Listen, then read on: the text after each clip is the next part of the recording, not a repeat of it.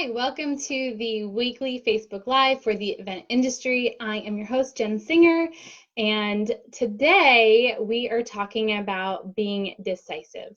Every week, if this is your first time, welcome. Every week we go live and talk about an event planning topic.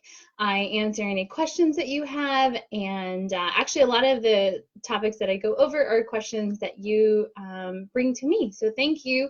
If you do have any questions or want to connect, you can reach me at hello@theeventindustry.com. That's HELLO at theeventindustry.com. And we have a website, theeventindustry.com, that has lots of tools and tips for fellow event planners, whether it's an event checklist of things that you need to remember, or a timeline, or how to manage a photographer.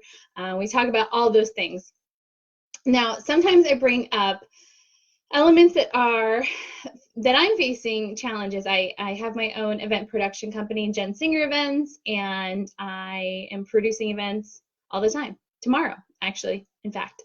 And sometimes I like to use some of the lessons learned to bring to you of how I'm handling things that pop up, because in events, there's always something new and maybe ways to improve, and I love to share those with you. And right now, I am trying to help some of my clients make some decisions, because when it comes to events, whether you are working for multiple clients or maybe you're working for a company, there are many decisions that you have to make, whether it's the decor or the food or the entertainment, or the structure of the program, or what are the elements that are going to support that. There's sometimes too many decisions to make, and it becomes a little overwhelming, and a lot of times this is when companies kind of seek planners to kind of help them manage all those decisions or collect information to make those decisions. And I really feel like that is a fundamental function of an event planner, is knowing all the options and presenting them in a way that could be informative and also helpful. So what I want to just kind of bring up is maybe some ways to expedite the process so that it takes less time to reach the decisions, because I would say that, honestly, I'm pretty impatient. I've gotten more patient after having kids. That just that comes with the training. But I think by general, I like to get things done. That's why I love events. I love fast pace. I love things moving. And when it comes to being stalled because you can't make a decision, that's sometimes a bit challenging. So what are some ways to kind of get over that hump and make those decisions? And I think there's a couple different tactics that you can use so you can get there, and things that I implement all the time. So one of those is, from the very beginning, just establish your goal of the event. What is the purpose of hosting the event? Is it to raise money for a nonprofit? Is it to promote a product? Is it to promote a business? Is it just to celebrate and get everyone together? Or is it to educate? Is this like a meeting or a conference? You need to just define what is the purpose of the event. And that you kind of think like, well, why does that have to do with making decisions? It really can help guide, what is important, because you could have ideas like magicians for a cocktail party that might just be not the best thing to incorporate. This is a real example. A client, brought up that idea, but one of the things that they really wanted to accomplish in their event is having their guest network as much as possible. And, that was the reasoning that I helped them reach a decision of, hey, maybe this is not a great idea because it's going to distract from the networking. And once I brought that up, along with it just being kind of a cheesy idea, they were really responsive to that and kind of saw, oh yeah, you're right, that is going to be distracting. This also leads into the second point, is what is the budget?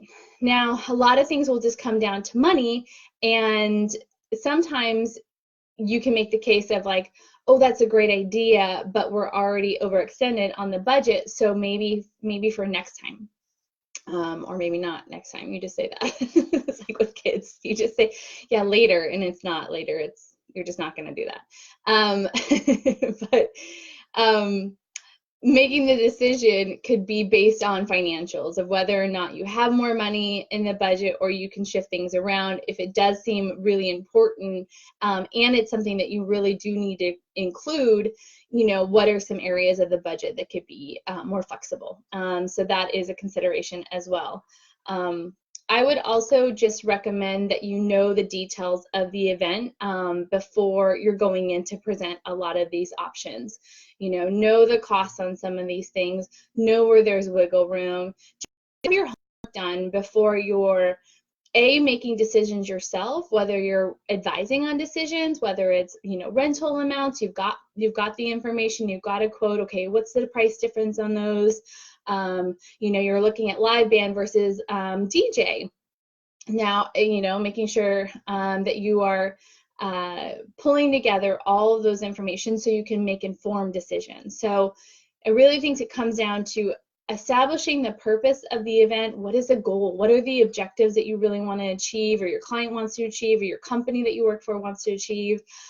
What is the budget? Is there any financial constraints or flexibility? And what are the options? Gathering information. It's really so much easier to make informed decisions when you can compare and contrast, like what are all the options on the table, and versus just like kicking the can down the road to make the decision later because you still haven't gathered enough information. So I hope that was helpful in helping you or your clients make decisions. I know it's pretty vague, but I really think that they can be helpful if you're choosing a theme, or choosing entertainment like I used as an example, or choosing some sort of element in the event, whether it's extra food that may not just support it, or maybe it will, and maybe you're like, we really do need to feed these people, it is around dinner time, or we want them to stay, or there's a lot of compelling reasons. So do your homework.